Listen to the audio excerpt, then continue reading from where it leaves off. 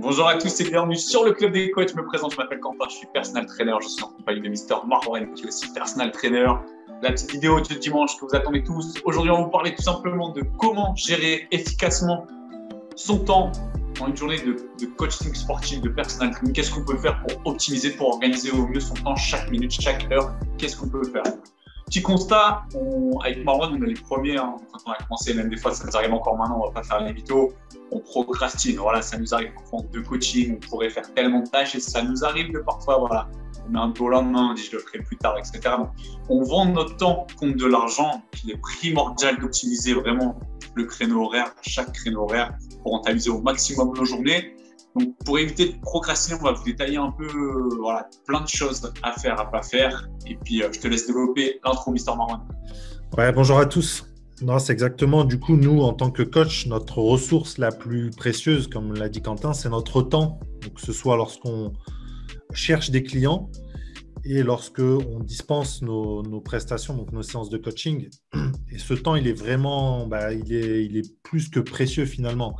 Et ce qu'on constate dans nos business, mais aussi dans les business de coach qu'on connaît, c'est que souvent, lorsqu'on est coach et que tout va bien, dès qu'on a trouvé nos clients, eh bien, le temps qui était très précieux pour les trouver, eh bien, on le dénigre un peu plus. Et qu'est-ce qui se passe? Eh bien, on a un phénomène de dents de scie que je suis sûr vous devez connaître, c'est-à-dire que pendant un mois, on a des clients, tout se passe bien, donc on lève le pied et finalement, le temps que vous consacriez auparavant pour trouver des clients, vous arrêtez de le faire. Et ce qui se passe, c'est que les efforts que vous ne faites plus aujourd'hui, vous allez voir les résultats dans peut-être 4 semaines, 6 semaines, 2 mois, lorsque vous allez terminer certains packages avec des clients. Et votre activité, c'est une sorte de dent de scie. C'est quand tout va mal, voilà, je suis à la bourre et j'essaie de trouver des clients. J'ai trouvé des clients, je suis le roi du pétrole, je lève le pied, je ne fais plus rien, entre guillemets, à part délivrer mes prestations. Puis, 1 mois, 2 mois plus tard, j'en vois les conséquences et je me remets dans le rush. Et c'est comme ça toute l'année. Donc, nous, ce qu'on veut vous dire, c'est qu'il faut éviter ce phénomène de dents de scie et continuer à gérer votre temps, peu importe la situation du business, surtout même quand ça va bien finalement, parce que si vous ne le faites pas là, ça se passera mal finalement quelques temps après. Yes. Bon, c'était encore un peu, ça peut arriver à tout le monde. Voilà, que vous ayez un client blessé, malade, sa femme a un cancer, avec plein de raisons X ou Y, que vous pouvez perdre vos meilleurs clients assez vite. Et parfois, votre business, on va dire, peut devenir un peu bancal. Donc, tout ça, ça porte préjudice à la pérennité de votre business. Donc, pour éviter tout ça, on va vous expliquer un peu notre point de vue pour la planification, organisation d'une journée type. Donc, pour nous, une bonne journée de coach sportif, ça se prépare la veille. Donc, tout simple, confirmation par message, WhatsApp, SMS, peu importe, les séances du coaching du lendemain, tout ce qui va être séance d'essai, bilan santé, etc. On confirme tout la veille, comme ça on est sûr que le lendemain, voilà, on a telle heure, ça c'est booké, là j'ai du temps disponible, je peux un peu ajuster, tac, ok. Donc ça c'est vraiment la base des bases. Et en fonction de ça, après vous pouvez articuler votre temps, on va vous développer un peu plus. Préparation des tenues de coach sportif, donc voilà, on connaît tous, sont à domicile ou en tant que PT en salle. On a toujours besoin parfois de prendre des douches, de fait d'avoir le change avec soi parce qu'on va peut-être faire 3, 4, 5 séances, on va transpirer, on va pas forcément se sentir bon. Voilà, l'hygiène, confort, l'image aussi par rapport au client. Hein, si on dégage un peu l'odeur corporelle, si on n'a pas le temps de se doucher, c'est pas pro du tout. La préparation du matériel, petit matériel, voilà, pour les coachs à domicile, hein, parce que bien sûr, les petits en salle, ils sont tout à disposition. On sait tous qu'il y en a parfois, ils vont avoir des kettlebells, de 8 à 20 kilos, des petites haltères, des battles. Enfin, voilà, à la fin, ça pèse une tonne. On ne peut pas se permettre parfois de tout prendre, même si vous pouvez tout mettre dans la voiture, mais on peut peut-être essayer d'optimiser un peu plus le petit matériel et le grand matériel. Et puis, je vais laisser Marwan développer le reste. Ouais, non, je vais juste revenir sur les 2 points. Il y en a qui peuvent dire, ouais, c'est bon, les tenues, c'est du bateau, le matériel, c'est… En fait, ce dont on parle, c'est pas tellement le matériel en soi, c'est de l'image que vous dégagez, du professionnalisme que vous allez dégager. Moi, le matériel, lorsque je fais du coaching à domicile, j'ai beaucoup de matériel. Du coup, je garde ça dans mon garage, je ne peux pas tout prendre avec moi. Si je fais ça à l'arrache, le matin au réveil, à 6 heures du matin, avant de partir, je suis à moitié réveillé, il m'arrive d'oublier, ça peut arriver à tout le monde, d'oublier du matériel. Et lorsque vous arrivez en séance, vous aviez préparé votre séance et que le matériel, il n'est pas là, le client, il va quoi? Il voit un coach qui n'est pas pro. Donc voilà, soyez rigoureux sur le matériel. Pareil sur les tenues, effectivement. Là-dessus, c'est indéniable. Voilà. fait une séance avec un client, on l'accompagne un peu sur des exercices, on transpire. Rien de pire pour votre image que d'arriver à la séance suivante, que ce soit une séance avec un client ou un prospect, et ça sent la transpiration, ou vous êtes, même pour vous, c'est aussi une question de confort. Donc, confort, hygiène pour le client et le prospect, et l'image, bien évidemment. Après, on pourrait rajouter aussi les repas. Je sais que Quentin, lui, voilà, tu pourras peut-être en reparler, prépare très méthodiquement ses repas. Moi, un peu moins. Des fois, il m'arrivait de manger dehors. C'est une perte de temps. Pas uniquement de l'argent, hein. C'est vraiment aussi une perte de temps. Vous êtes sur un point A.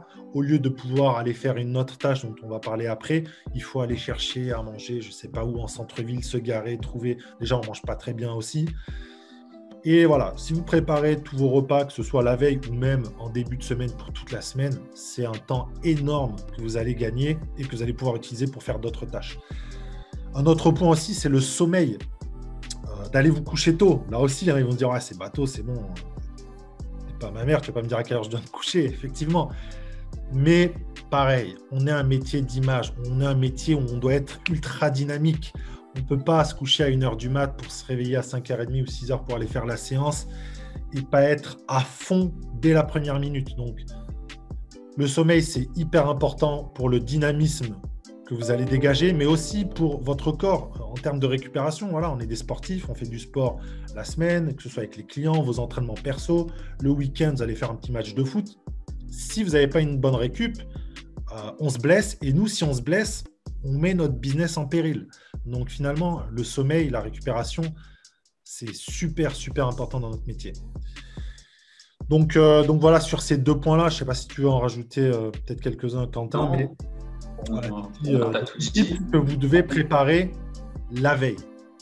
Ouais. Donc voilà, planifiez bien sa journée heure par heure, que ce soit en agenda physique ou en ligne, peu importe. Voilà, ça montre le fait qu'on est professionnel aussi, même vis-à-vis des clients, etc. C'est carré. Ensuite, voilà, on avait dit ce qu'on doit faire la veille. On va passer sur le jour J. Donc, jour J, tout simplement, du coup, planifier ses heures creuses. Donc, ça, c'est un peu à la veille, mais tout ce qui va être prospection, marketing, Internet, tout ce que vous pouvez préparer du contenu, etc. Voilà, essayez de voir quand est-ce que vous pouvez travailler, si de telle heure à telle heure vous êtes disponible là, entre deux coachs, etc. De coaching, pardon. Est-ce que vous pouvez placer un peu ce genre de travail au niveau des séances? Toujours pareil, arriver 15 minutes avant chaque séance, préparation de la séance, etc. Donc, bien ajuster ces temps de transport. Donc, ça, c'est pareil, bien prendre en compte aussi. Faire attention, du coup, aussi pour ceux qui sont en coaching à domicile, les bouchons, etc. Voilà, bien identifier le sens de la circulation. Optimiser son temps aussi, peut-être des podcasts, vidéos YouTube pour se former en voiture. Comme ça, c'est pas du temps perdu. On est dans les trafics, on n'utilise pas beaucoup. Donc là, on peut aussi bosser sur ça. Pareil, entre les séances, c'est ce qui nous arrive le plus. Hein. Des fois, on sait qu'on va avoir peut-être 30 minutes. On se dit, en 30 minutes, j'ai pas le temps de faire grand-chose. Qu'est-ce que je peux faire? J'ai pas le temps de m'entraîner. J'ai pas le temps de… Peut-être que voilà, vous pouvez simplement prospecter sur le plateau musculation. Vous pouvez peut-être mettre un post sur Instagram, une story vidéo, enfin peu importe. Vous pouvez voilà, prendre ce temps, entre guillemets, utile, pas futile. Hein. Vous pouvez pas le perdre à faire un peu n'importe quoi. Donc ça, c'est très important aussi de bien identifier ce que vous faites pendant ces temps creux. Planifier aussi ses horaires d'entraînement afin de rester un coach au top physiquement et pas le planifier de façon comme ça hasardeuse, dire putain j'ai un peu de temps là, je vais m'entraîner, tac tac tac, et là on se retrouve un peu dans le rush, on n'a pas le temps de se changer, on enchaîne qu'un client.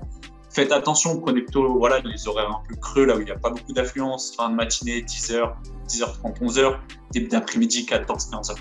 Donc voilà pour ce qui est de l'entraînement. Après, par rapport au fait de rentrer chez soi, et après je laisserai Marwan prendre le relais.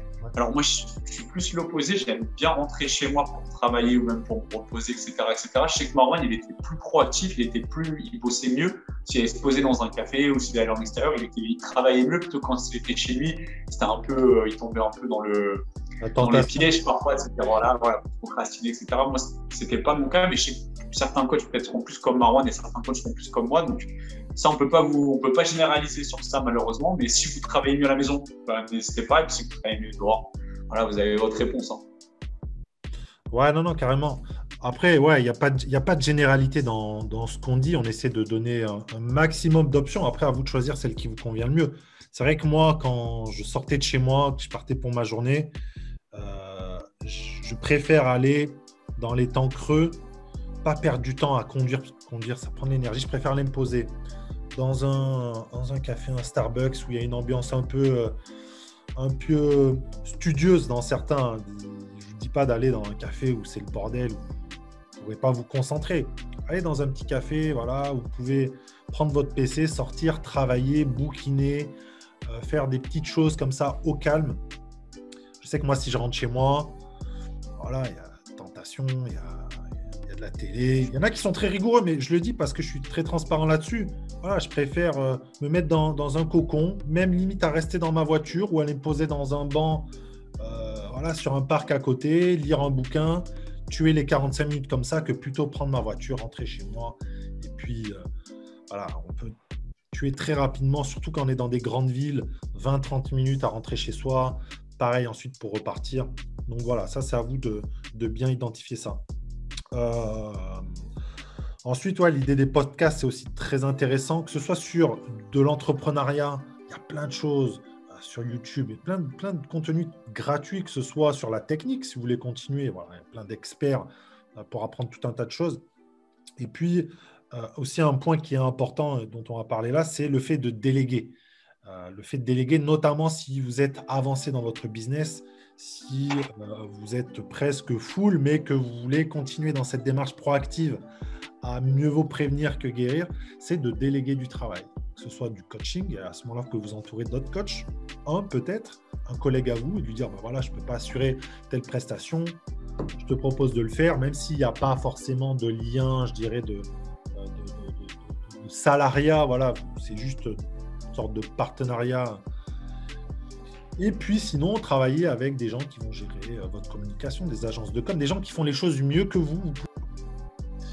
Yes, donc petite coupure technique, je disais tout simplement de déléguer voilà, à des agences de com pour ce qui est la publicité, même si je comprends, lorsqu'on commence, on a envie de limiter les dépenses, mais au bout d'un certain temps, bien déléguer parce que ça va vous libérer énormément de temps que vous allez pouvoir réutiliser et réinvestir dans d'autres tâches qui sont plus importantes et là où vous êtes vraiment meilleur.